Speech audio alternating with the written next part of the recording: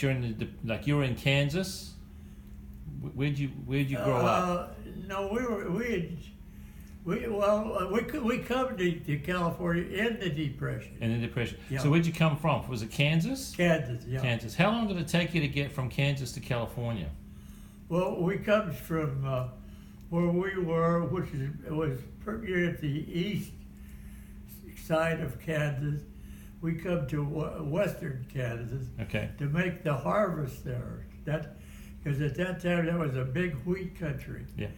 So they harvested in the spring. Well, men would go there and they had big ranches and wheat farmers. Yeah. And like Mom and Dad worked in the field, Mom worked in the kitchen. Uncle Tom worked driving a team of horses hauling wheat, just the grain and that. And they went through the harvest there, and then it gradually had moved northward until the harvest was over. Well, when it ended up there, then we loaded up and come on to west then, because Uncle Leonard was out here, and there was a lot of the already family who had come to California, to Redwood City. And Uncle Jim was one of them.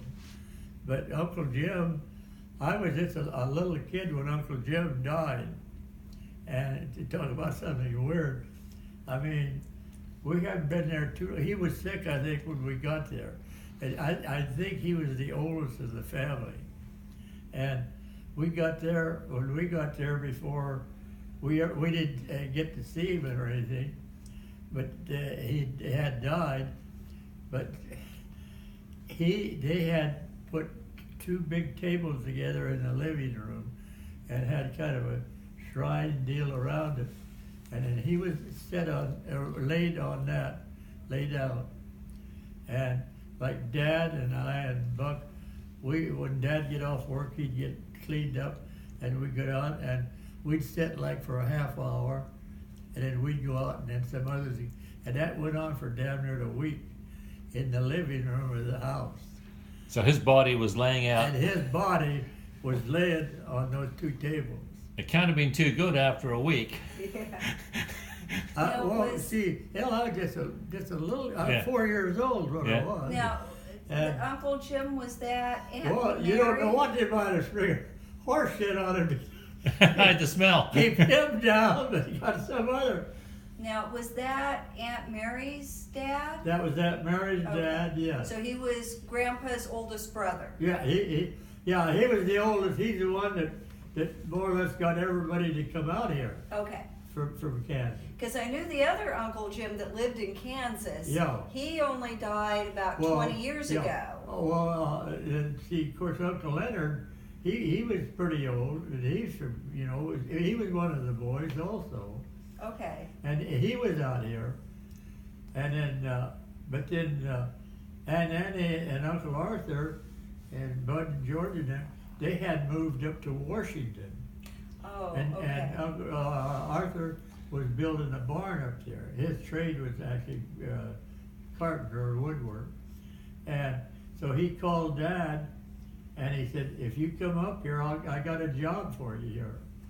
And he said, it'll last to the end of the harvest. But he says, then there's a good possibility of getting a job of picking apples, because then the apple crop will be coming in. Oh, okay. And so Dad, we'd been there, I think, 3 weeks, and he couldn't find anything. I mean, nobody harmed anybody. So we took off and we went up there, and that kind of gets me on Margaret, because there was a picture of Dad driving 50 horses and mules on a harvester up in these mountains. And I had that picture. I said, I want this picture. Mark said, I can get that enlarged for you. Let me have it. I've never seen it since then. I know.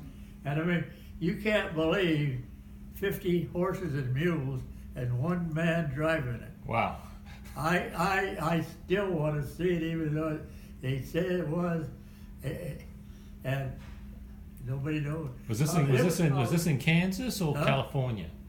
Was this Kansas or California? This was in California. Okay. This is when we sold our house there.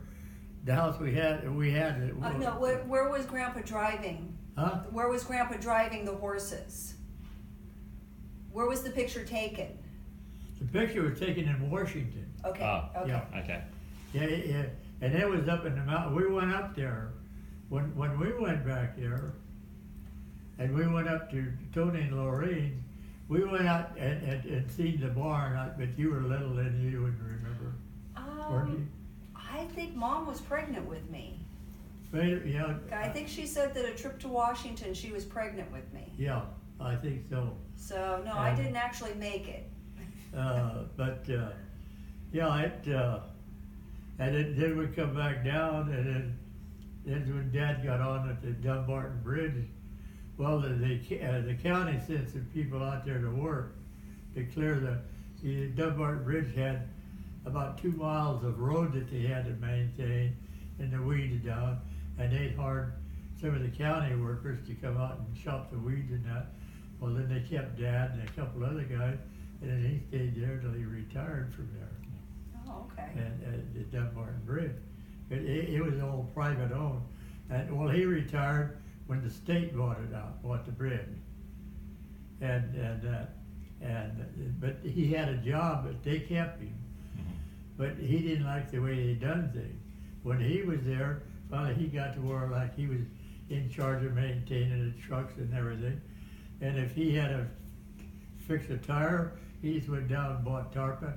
No, you have to take that tire to San Francisco to the garage up there, and they'll patch it. He says, for what? Twice a month, go down here, he says, for 50 cents to buy a can of tar patches. Nope, you take it up there. He said he would go up there and sit there all day waiting his turn for them to take that tire in and patch it. Well, then Uncle Tom, Dad got him on out there as a painter. Well, Uncle Tom was pretty sharp. And first thing you know, they made Uncle Tom foreman. Well, when they built the new bridge, they said, well, we want you to be the inspector on it when it's all done before we approve it. So he went through it. There was doors that wouldn't close because they were a little bit too big, or there was this, there was that. So he had about 3 or 4 pages of stuff. They said, what's all that stuff you're reading? He said, this is all the errors I found where these people built this bridge that are not done yet. Well, he said, hell, you can't take care of all that stuff. He said, it's okay, all of it. He said, we'll go in there and fix it. And he said, then it raises the cost of bridge. And he said, yeah, but then by then they'll have money coming in. And he said, and he got mad. That's what he finally did. He had enough time and he quit himself. Then he said, hell, I don't want to work for the damn state if that's the way they run it. Not much has changed in that regard. If you look at the new bridge they built across the East Bay, it's the same story.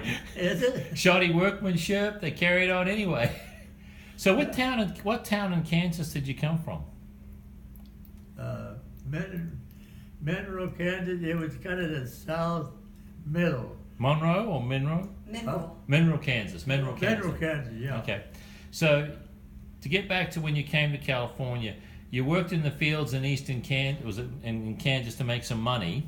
Western Kansas. It's western Kansas to make some Harvard. money. Where did you go to next?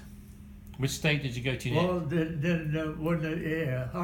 there we could have went with them, but they were just going straight north. Yeah. And the wheat they planted it according to date that they just come on and they could move northward. Okay. And so we come on and there was us and there was Holtz. They had a Model T, and there was Uncle Leonard had a Model T, and Dad had a Buick. He was always a Buick man, and there was 5 altogether. There was a guy by the name of Armand Goffey. Him and geez, I can't remember. There was 2 guys, and they had a convertible. Of course, convertible for kids to get in and ride. Boy, that was the greatest thing in the world. Yeah. And they were leading it. Well, one place, and there wasn't an awful lot of paved road. It was mostly gravel road. Yeah. So we went and they'd stop there, and that night we were getting out and sat in and listened. And the guy, Holtz, had this Model T, and he said, well, they had what they call a vacuum tank. It was right up in the windshield, in the middle of the windshield. But if you got it going up a steep hill, it wouldn't draw gas then. And so they would tell, they said, well, they tried it. Well, they got up a little ways, but it ran out of gas, so they had to come down, and we had to go, I think, something like 40 miles to go around. And it's just like, I seen it here a while back on TV, they were showing it, and they had what they called what it was railroad ties across the desert down there. But they had two big trees they'd cut down and made it like a gate. And they opened that at midnight. And then you went across. And I remember Dad and I, Mom and them were all in the back asleep. And Dad had pulled up there and parked, and they started lining up gradually. And I remember these Rangers coming out and open that up. And then we start, and you go along, and then ever so often they have enough room for one car to pull off, so they always get by. Well, depending on who was the closest to one of those, either had to back up to get over so the other cars could go through or whatever. But we got to go across the desert anyway. But you know, it was. Was this in Nevada? Was the desert in Nevada? No, this was down in Southern California. Okay. It was on television here about 2 months ago. They showed and there is part of that road has been replaced, yeah, but there's still part of it in railroad ties. Okay. It's and then after that, when cars got a little better on their cooling system, why they used to stop at a service station, big service stations there, and you get a 20 or 25 pound block of ice, and Dad had built a deal in the front of the hood to set that block of ice so it would blow through his radiator, help keep the car cool. Ah. And my dad was pretty good on a lot of that stuff. And you know, I think sometimes I wish that God had started writing a book on a lot of that stuff, because even today a lot of people I know don't believe that really happened. But there was a lot of adventure in this country at that time, because they're just. How long did it take to get from Kansas to California? Well, I think, I don't know, I'd say probably to get to western Kansas probably took us a week or more. Yeah. And then from there, geez, I can't tell you how long it took. Okay. Because they stopped at a couple different places and picked fruit and had to get a little money and do little odd jobs and get some money, because they didn't have anything, Yeah. And we had this great big old Buick, and then Dad had built a big wooden cabinet. And of course, they had big wide running boards on them. He built this cabin to go on the side of the car, and then he had bought a tent that it sloped down to the back. The back was about 4 or 5 foot high. Yeah. The front was higher. Well, that tied onto the car right over where this cabinet was, and we had a kerosene, three burner kerosene stove we put in there where Mom would cook and that. And then we had room. We just made on some of us slept in the car, some of us slept on the ground. Yeah. And it was quite a life. You look back on it and you think, good God, was this country really like that? But it was. No, I kind of look at my life as sometimes I wish I'd have written down every damn thing and you could have made a hell of a book out of it. 'Cause it